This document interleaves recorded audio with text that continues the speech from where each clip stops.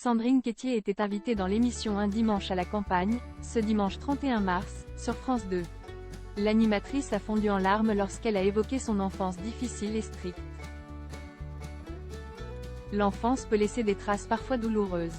Invitée dans l'émission Un dimanche à la campagne, diffusée sur France 2, ce dimanche 31 mars, Sandrine Quétier s'est confiée sur son enfance difficile.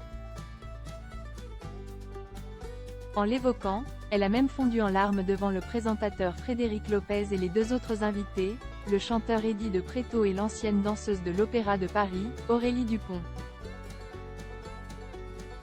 Lorsque Frédéric Lopez lui a demandé si c'était strict à la maison, l'animatrice a répondu en larmes, « Très strict.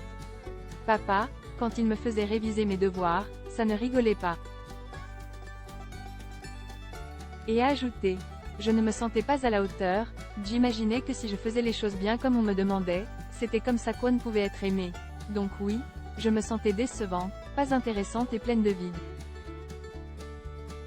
L'ex-animatrice télé de 53 ans a vécu des événements marquants étant enfant. Un jour, elle a décidé de se rebeller.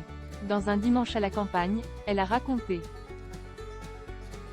Un jour, Jay accompagnait une copine au bout de la rue et je ne suis pas rentrée, Jay errait et je suis rentrée au petit matin.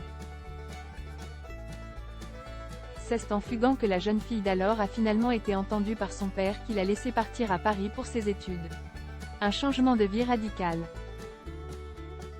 Sandrine Quétier, victime de violences psychologiques. La vie artistique, l'animatrice en a rêvé pendant des années. En mars dernier, elle témoignait au journal Le Parisien des moments difficiles de sa carrière. Je n'ai pas été victime de harcèlement ni d'agression sexuelle, mais Jay était dans ma carrière victime de certaines violences psychologiques. Toutefois, malgré les nombreuses violences psychologiques qu'il a visées auparavant, Sandrine Quétier a toujours fait en sorte de ne pas se laisser abattre.